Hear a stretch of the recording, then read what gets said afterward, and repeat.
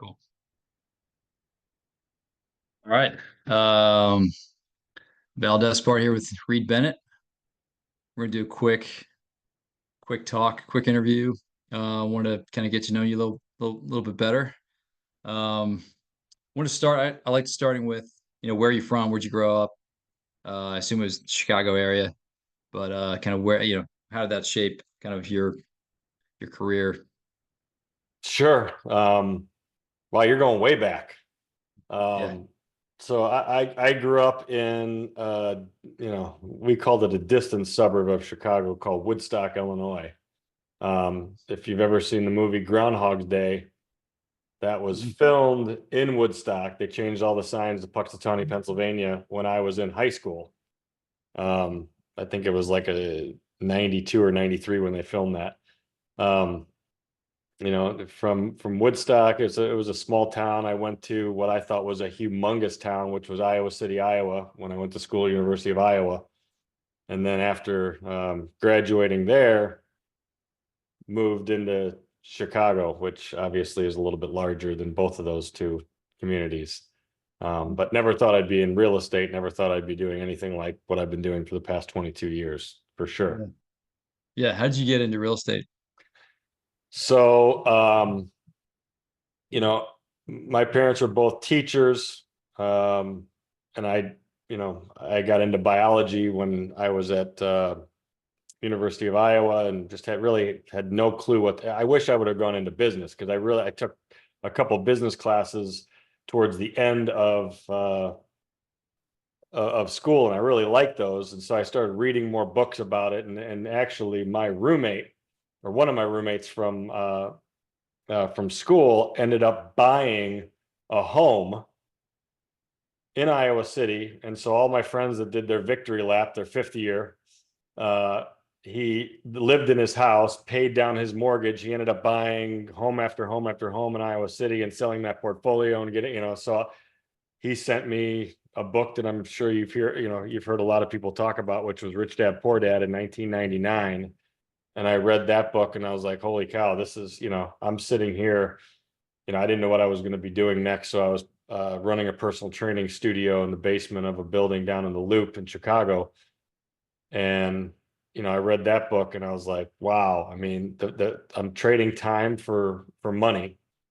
And, even if you're maxing out at the top end of what anybody's willing to pay for an hour of personal training, multiply that by, I mean, even if it was 8, 9 hours a day, because you couldn't train 12, but even if you did 10 hours a day times 6 days a week, you're still never going to make what some of these guys I was training, and they were real estate brokers and lawyers that I was training. So they would come Yeah. down and they would one broker would show me the checks from his closing, and it was more than I made all year getting up at 5 in the morning training till 9 at night. And so I just remembered, I was like, if this guy can do it, I mean, what am I doing? So that's kind of what got me into it. So it was kind of coming at me from all different ways, and um, ended up getting my real estate license in 2001 and started focusing. I've never focused on another product type other than multifamily since then. So yeah, just Did kind of you more. jump into brokerage like right away? Yeah, it was in brokerage Yeah. right away because I saw that as the best way to, and I still think it's the best way to get into commercial real estate, because you're sitting here talking to, and especially if you niche up quickly. What I mean by that is if you select a specific commercial real estate niche, whether it be office, retail, industrial, multifamily, and then you niche down into one of those food groups even more.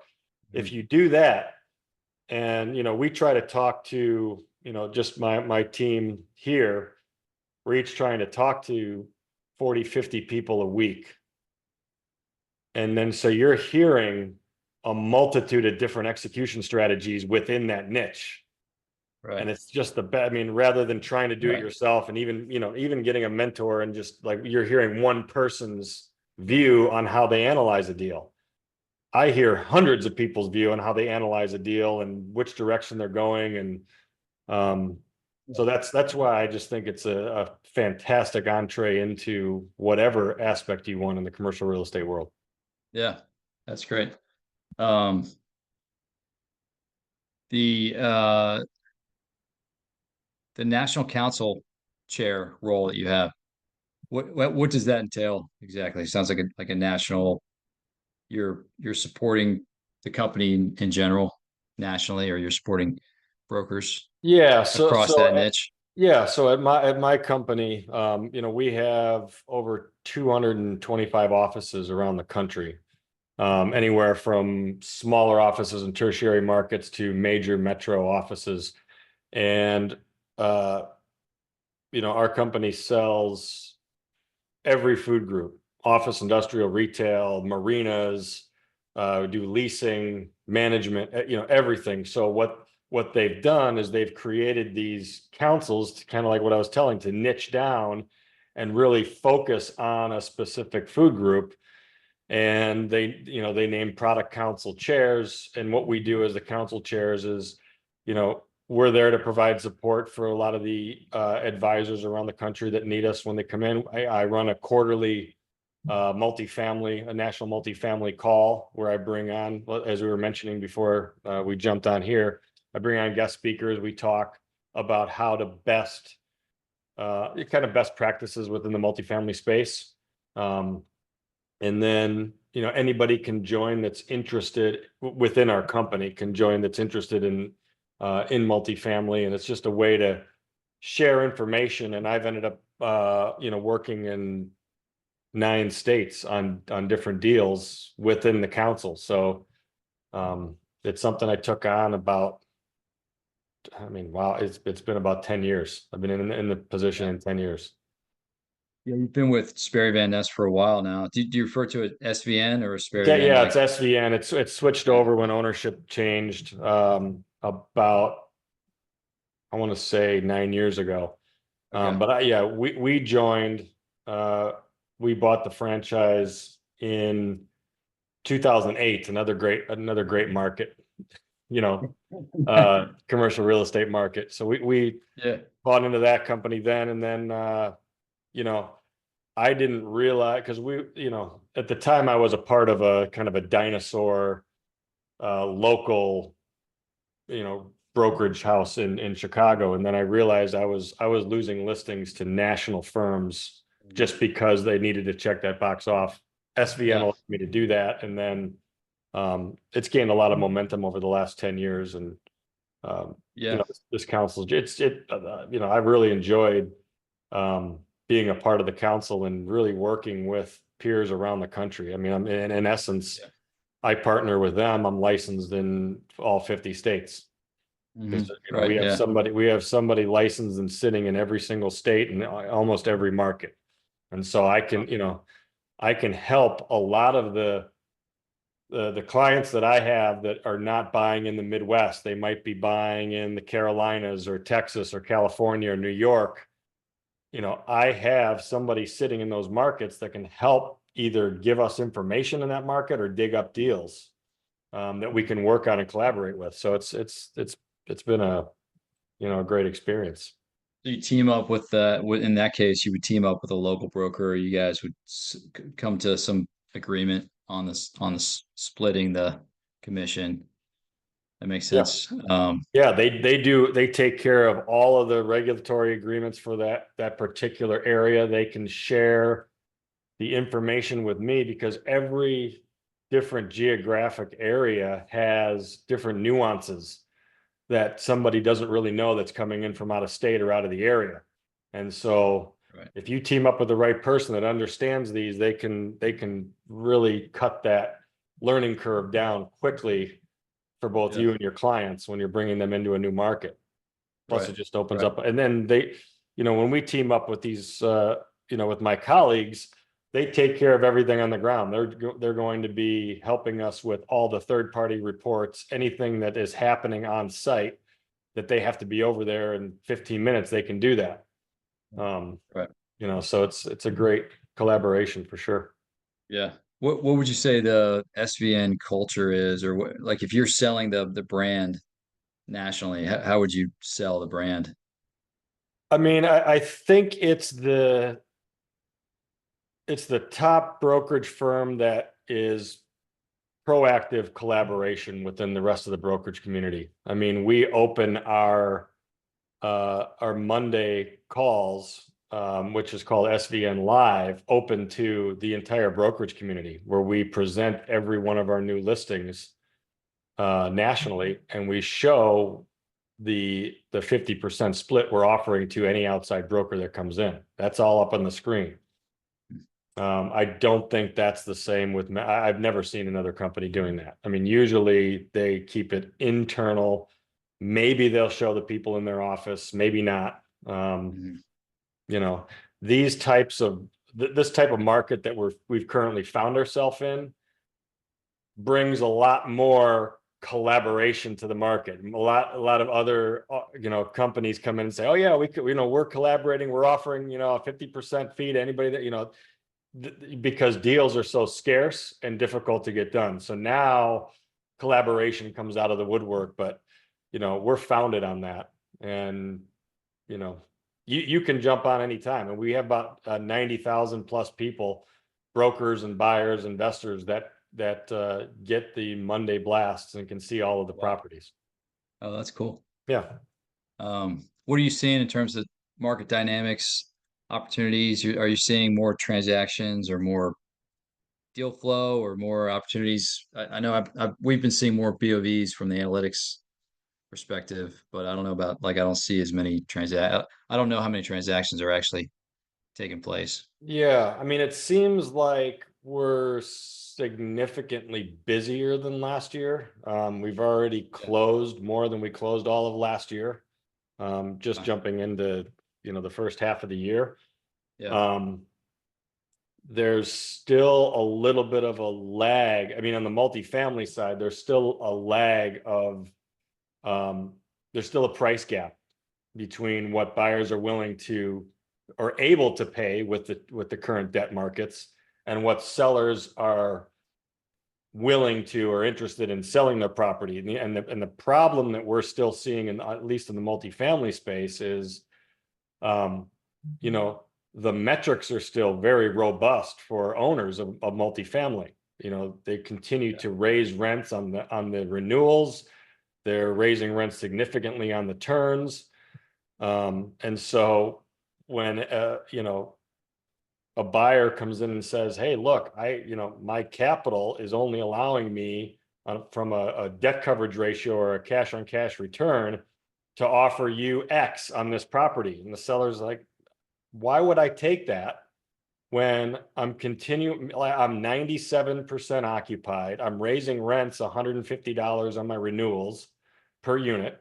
Why would I take that? Unless I need to sell for some reason, partnership dispute, Mhm. a loan coming due. That's, we have, I believe, I was just moderating a panel this week on in Chicago on multifamily for CRE Connect. And, it was interesting to hear some of the people's perspective about what the deal volume actually is. Some people are saying it's down like 20-25%. It's down over 60% across the Midwest. It's 63 to 73%, depending on which area you're in. And then nationally, I would say it's hovering right around that 60% deal volume over from 2002. Yeah. But again, you're talking about 22. ridiculousness as far as volume and pricing, and from 2001 or 21 and 22 Yeah. Yeah. into now. But Right. so we're looking at deals that have very favorable assumable debt. The only problem with that is, unless they juiced up the loan to value when they got the loan, if somebody has a $10 million loan and they want $27 million for their property, nobody cares about the fact that they have a 3% fixed rate loan. Right. Right. Right. So it's like, Yeah. we've looked at a number of those properties as well. If you have enough, if you're 70% or above the LTV on an assumable loan that has a lot of runway left, that's a valuable component to the deal, right? But Yeah. other than that, the assumptions have been kind of a challenge for us to work on. We're working on a couple right now, but that, Yeah. that makes sense. Yeah, because in that case, you have to either find kind of like mezzanine debt, right, or fill it with kind of those equity stacks that are way more expensive than Exactly. 3%. Yeah. Exactly. I mean, and especially with, we're working on a couple HUD 223F loans that don't mature for, they're fixed. Typically most of them are 35-year fixed rate loans. And some of these loans, are under 3%. They're in the mid twos fixed. So you're sitting there, you're like, what? This is a fantastic loan. But, Yeah. you know, it all comes down to what the debt constant is. It doesn't matter what the rate is if you have to come in with such a significant downstroke that your cash on cash return is, you know, kind of crushed by that metric. Yeah. What about Chicago, the Chicago market in general? What are the kind of the dynamics with the city in terms of in migration, out migration, crime? There's things you hear kind of from Yeah, outside the city. yeah, it's really interesting what's been happening in Chicago. So, you know, during the pandemic, there was like a mass exodus out of the city. A lot of the owners that I was talking to that, were able to kind of hang on, they still, with the moratoriums that were on evictions, they had tenants that were stealing, the Amazon packages and all, and they just couldn't get rid of them. So, that was a challenge. And then the work from home forced people to move further and further out to get an extra bedroom so they could work out of it rather than a studio downtown. So it was, the occupancies dropped, the values dropped, and then it moved out further into the suburban markets. We're also seeing a big disconnect between downtown condo sales and home sales in the surrounding neighborhoods. I mean, just moving neighborhood to neighborhood in Chicago has been really interesting to watch what those are. So I think people will eventually want to really be back in the city center areas. It's Yeah. it's definitely coming back Yeah. in those markets. So, River North, Gold Coast areas of Chicago. I mean, they're always they'll be fine and they'll come Yeah. back. But Cool. it's been an interesting dynamic and a shift with this work from home scenario. It's why I built this office here, rather Yeah. than. What is that? Like, how'd you do it? Did you add on to your home or what? So What is this is that? this is a separate building that I built over. I knocked down the garage. I built a garage with an office Oh, above nice. it. Oh, cool. Okay. Yeah, because even So even now, though I live in Chicago and I'm only about 9 miles from my office downtown, that sometimes could take an hour and a half with what's going on with traffic today. right. That's Right. one of the things I miss about the pandemic was that I could get downtown in 12 minutes. Yeah. So, Yeah. Yeah. I know. so And cheap flights. That's another thing I cheap, miss yeah, about cheap COVID. flights were fantastic, and you didn't have to go to a 2-year-old birthday party. Yeah. That's right. That's right. We'll have to So, edit that part out. mhm. Um, what anything else that like if you're talking to a owner of multifamily property, how can you help them in this market? They're looking at a debt maturity or for whatever reason that they might be motivated to talk to you.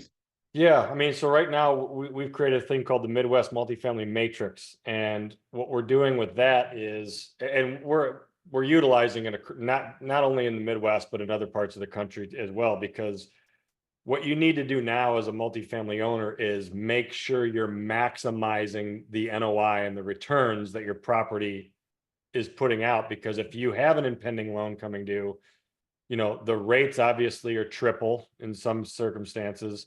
The LTV might be lower than what you're normally used to, and the expenses have been just decimating any kind of rental increases. So what we're doing with a lot of the owners is and we have time to do it with the deal volume down 60 to 70%, depending on where we're working, is to sit down with owners, go over, where are there areas in your income that you should be maximizing as it relates to your competitive set in the market? And then where are areas in your expenses that are, way out of whack, and that we can help you mitigate those expenses to maximize that NOI to really, get the value of your property up. And look, there's three things you can do with your property.